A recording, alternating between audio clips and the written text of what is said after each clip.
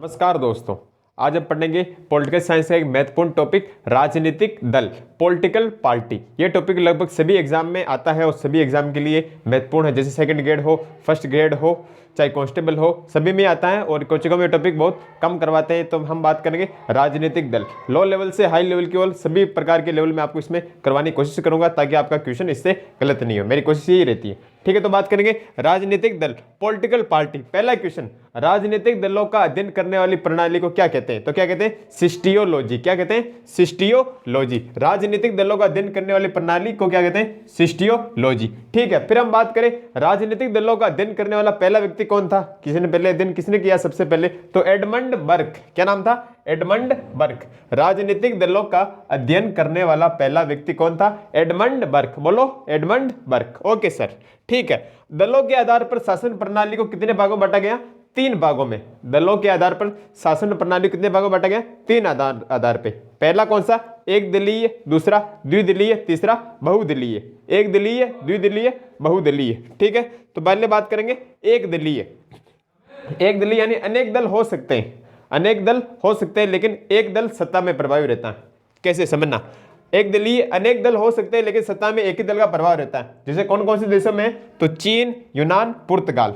चीन, यूनान, पुर्तगाल, इनमें एक दलीय शासन प्रणाली है। ठीक है, फिर बात करें द्विदलीय यानी मुख्यतः 2 दलों का प्रभाव रहता है। मुख्यतः पूरे देश के अंदर 2 दलों का प्रभाव भी रहता है। कौन कौन से देश है? जैसे अमेरिका और ब्रिटेन। उदाहरण की हम बात करें तो अमेरिका और ब्रिटेन में द्विदलीय शासन प्रणाली है। Okay sir. बहुदलीय, ऐसी प्रणाली में सत्ता पर अनेक दलों का प्रभाव रहता है। ऐसे देश के अंदर वो अनेक सारे दल होते हैं और अलग अलग दलों का प्रभाव अलग अलग समय पर रहता है। जैसे हमने बात करें भारत, अपना देश, भारत, इटली, फ्रांस, इनमें क्या है? बहुदलीय शासन प्रणाली। तो शासन प्रणाली के आधार पे दल कितने प्रकार होते हैं? 3 प्रकार के, एक दलीय, द्विदलीय, बहुदलीय। ठीक है, बता दिया मैंने। ओके सर, अब विशेष लगेगा आपको कुछ पॉइंट लिखने क्योंकि आप नोट्स बना रहे हो तो आपको सुव्यवस्थित पॉइंट लिखा रहा हूं मैं। ठीक है, पहले बात करेंगे भारत में 1952 से 1977 तक, 1952 से 1977 तक कांग्रेस का प्रभाव था। 1952 से 1977 कौन सी पार्टी थी? तो कांग्रेस का प्रभाव था। Okay sir.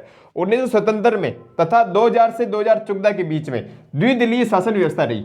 1977 में और 2000 से 2014 तक द्विदलीय शासन प्रणाली रही। कौन कौन सी? यूपीए व एनडीए।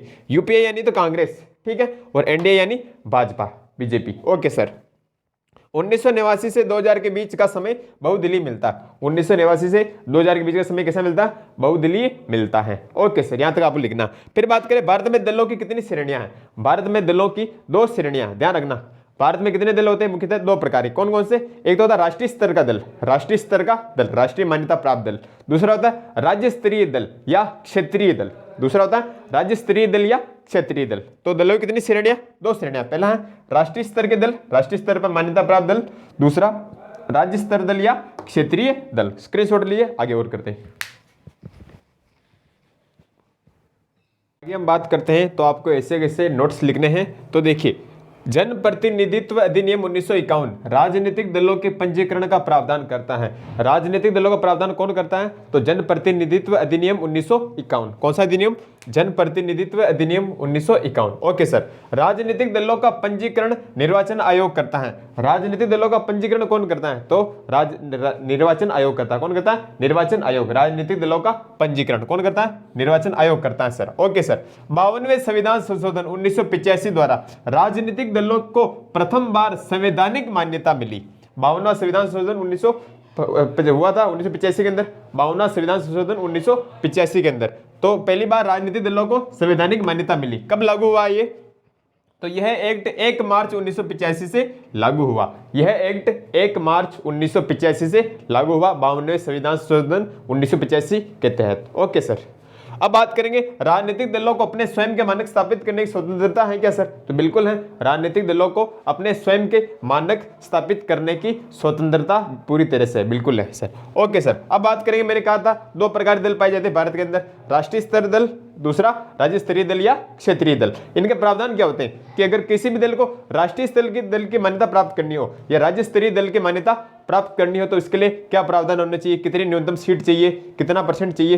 तो बात करेंगे। तो पहले हम बात करें तुलनात्मक रूप में। देखिए, मैंने आपको कहा था अगर आप पॉलिटी राजनीति विज्ञान अगर तुलनात्मक रूप में कंपैरिजन में पढ़ोगे तो आपको कोई दिक्कत नहीं आएगी और आपके लिए आसान हो जाएगी। ठीक है, तो पहले हम बात करें राष्ट्रीय स्तरीय दल कि किसी भी दल को राष्ट्रीय स्तरीय दल केंद्र सरकार केंद्र स्तर पर है ना, राष्ट्रीय स्तरीय दल मान्यता प्राप्त करने के लिए क्या क्या चीजें आवश्यक पूरी करनी आवश्यक है। तो बात करें पहली, वह दल 4 राज्यों में, कितने राज्यों में, 4 राज्यों में राज्य स्तरीय दल के मान्यता प्राप्त हो। वह दल 4 राज्यों के अंदर, कितने राज्यों के अंदर, 4 राज्यों के अंदर राज्य स्तरीय दल मान्यता प्राप्त होना चाहिए। राष्ट्रीय स्तरीय दल की मान्यता प्राप्त करने के लिए न्यूनतम 4 राज्यों में राज्य स्तरीय दल की मान्यता प्राप्त होना चाहिए। जी सर, अगर ऐसी कंडीशन नहीं हो तो क्या नहीं होगा? नहीं, और भी कंडीशन है, या अथवा ये कंडीशन अगर नहीं कर रहा हो पूरी तो या कौन सी कंडीशन होनी चाहिए?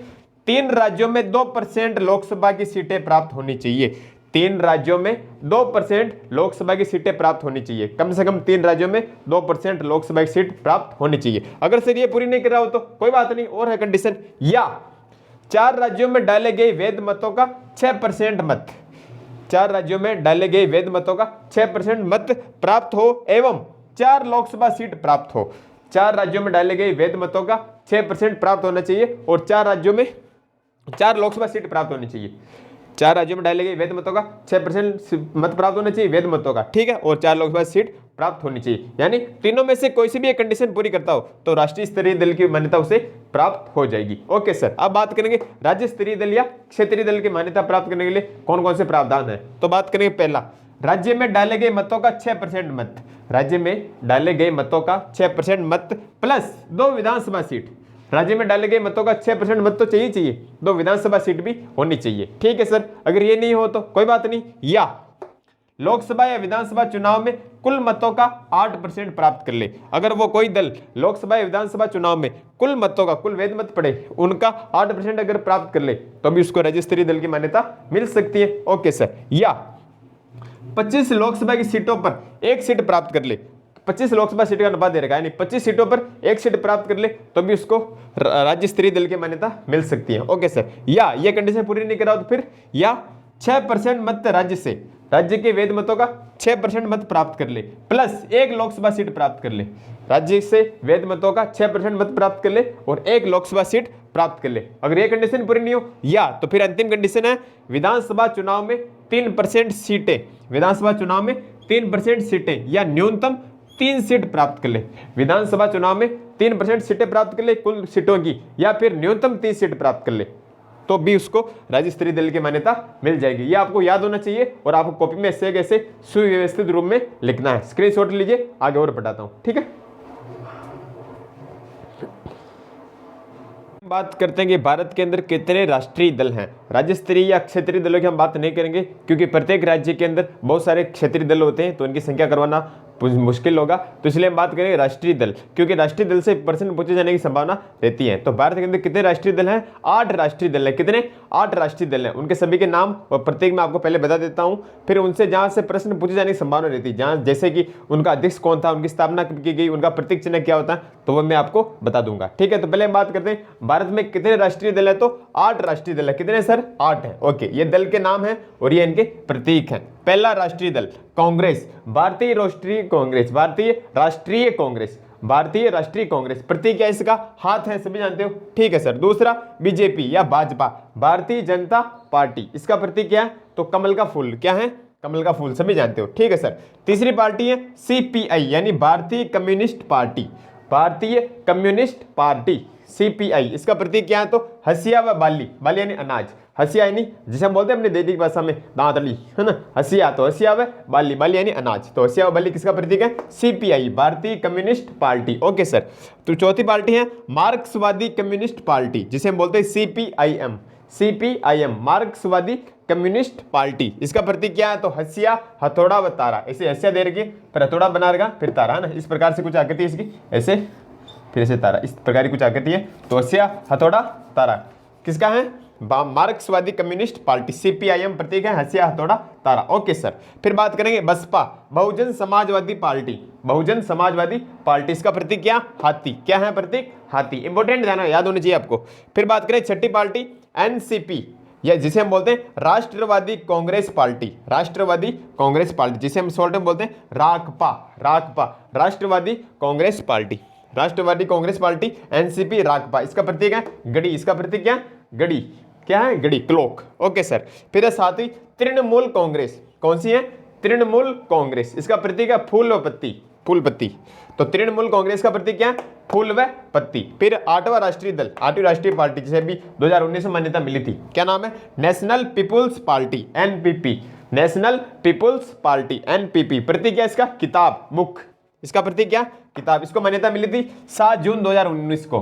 कब दर्जा दिया गया राष्ट्रीय पार्टी का, इसको राष्ट्रीय दल का, 7 जून 2019 को। तो भारत में कुल कितने राष्ट्रीय दल हैं, 8। कौन कौन से, कांग्रेस, बीजेपी, सीपीआई यानी भारतीय कम्युनिस्ट पार्टी, सीपीआईएम यानी मार्क्सवादी कम्युनिस्ट पार्टी, फिर बसपा यानी बहुजन समाजवादी पार्टी, फिर है राष्ट्रवादी कांग्रेस पार्टी, एनसीपी यानी रागपा। ओके। फिर है तृणमूल कांग्रेस और फिर है नेशनल पीपुल्स पार्टी जिसका नाम, जिसे बोलते हैं एनपीपी। इनके प्रतीक ये हैं, कांग्रेस का हाथ, बीजेपी का कमल, भारतीय कम्युनिस्ट पार्टी का प्रतीक हसिया व बाली यानी अनाज, मार्क्सवादी कम्युनिस्ट पार्टी का प्रतीक हसिया, हथौड़ा व तारा। Okay sir. Bahujan Samajwadi party का प्रतीक हाथी, इंपोर्टेंट है ना। राष्ट्रवादी कांग्रेस पार्टी एनसीपी, रागपा का प्रतीक है घड़ी। तृणमूल कांग्रेस का प्रतीक है फूल व पत्ती, फूल पत्ती। और अंतिम पार्टी है नेशनल पीपुल्स पार्टी, एनपीपी, नई बनी हुई है, इसका प्रतीक है किताब। स्क्रीनशॉट लीजिए, फिर इन ऑटो पार्टी के बारे में मुख्य चीजें मैं आपको बताता हूं, ठीक है। हम एक एक पार्टी के बारे में बात करेंगे। तो पहले हम बात करेंगे कांग्रेस, भारतीय राष्ट्रीय कांग्रेस। इसकी स्थापना कब हुई, पहला प्रश्न ये आता है। तो 28 दिसंबर 1885 को। कब हुई, 28 दिसंबर 1885 को। जब आप भारतीय इतिहास पढ़ोगे, इंडियन हिस्ट्री, तो उसके अंदर भी चीज आएगी। तो भारतीय राष्ट्रीय कांग्रेस स्थापना कब हुई, 28 दिसंबर 1885 को। डेट आपको याद होनी चाहिए, 28 दिसंबर 1885, 28 दिसंबर 1885 को। Okay sir. फिर इसके संस्थापक कौन थे, संस्थापक कौन थे स्थापना कराने वाले, तो एओ ह्यूम संस्थापक थे, ठीक है। कांग्रेस के प्रथम अध्यक्ष कौन थे, प्रश्न ध्यान से सुनना, क्या पूछ रहा है आपसे। कांग्रेस के, भारतीय राष्ट्रीय कांग्रेस के पहले अध्यक्ष कौन थे, डब्ल्यूसी बनर्जी या फिर व्योमेश चंद्र बनर्जी, व्योमेश चंद्र बनर्जी या डब्ल्यूसी बनर्जी, दोनों नाम लिखे हुए आ सकते हैं। कांग्रेस के प्रथम अध्यक्ष डब्ल्यूसी बनर्जी या व्योमेश चंद्र बनर्जी। ओके सर, ठीक है। हम बात करेंगे, विशेष लगेगा आपको लिखना, भारतीय राष्ट्रीय कांग्रेस में राष्ट्रीय शब्द ब्रिटिश शासन के विरुद्ध प्रतिक्रिया से प्रभावित था। भारतीय राष्ट्रीय कांग्रेस में राष्ट्रीय शब्द ब्रिटिश शासन से के विरुद्ध प्रतिक्रिया से प्रभावित था, ब्रिटिश शासन के विरुद्ध था। Okay sir.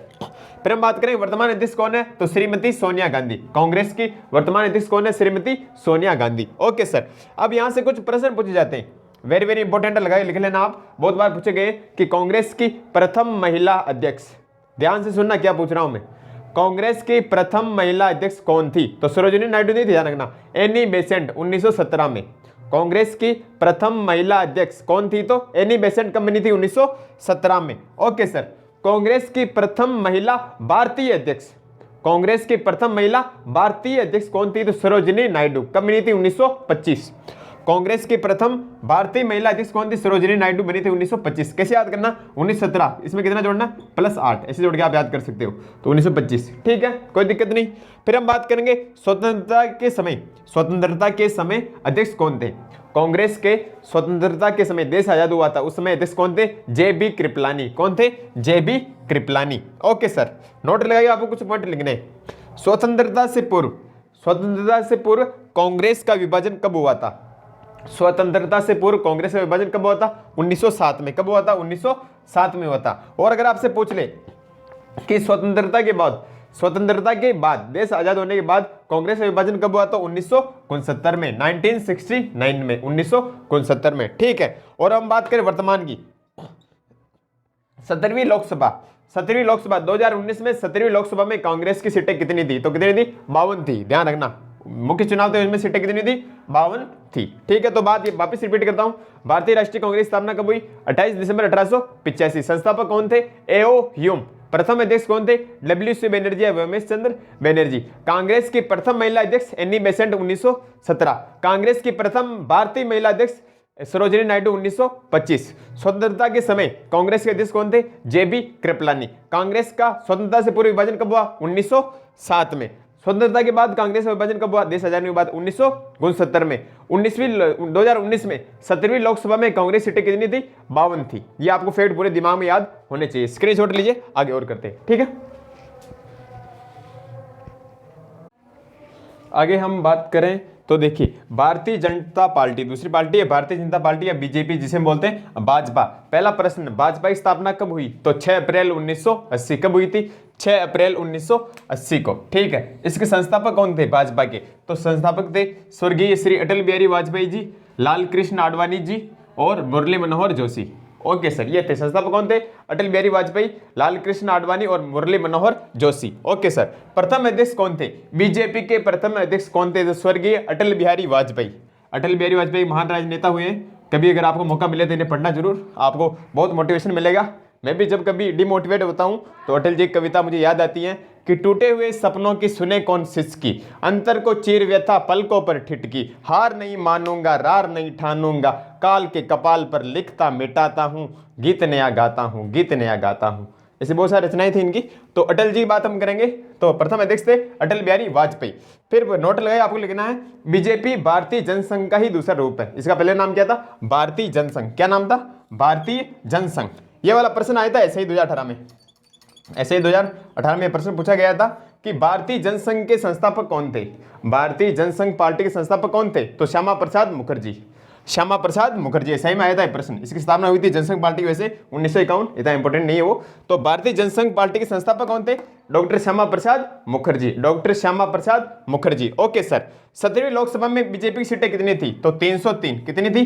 303। ओके सर, और बीजेपी के वर्तमान अध्यक्ष हैं जेपी नड्डा। कौन है? जेपी नड्डा। अमित शाह नहीं है, अभी कौन है? जेपी नड्डा। ओके सर, ये हो गया बीजेपी के इतिहास। वापस रिपीट करते हैं, बीजेपी की स्थापना कब हुई? 6 अप्रैल 1980। कौन किसने की थी स्थापना इसकी? अटल बिहारी वाजपेयी, लाल कृष्ण आडवाणी, मुरली मनोहर जोशी। ठीक है, बीजेपी के प्रथम अध्यक्ष कौन थे? अटल बिहारी वाजपेयी। वर्तमान अध्यक्ष कौन है? जेपी नड्डा। बीजेपी किसका दूसरा रूप है? भारतीय जनसंघ का ही दूसरा रूप है। भारतीय जनसंघ पार्टी के संस्थापक कौन थे? यार पहले अध्यक्ष कौन थे?